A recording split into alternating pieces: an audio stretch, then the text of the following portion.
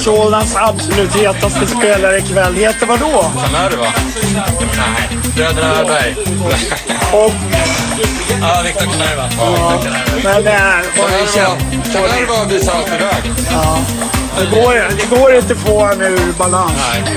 Och den här, ni två, ni kämpar som furier. Ja, underbart att se. Underbart. Tack för ikväll. Ja, tack själv.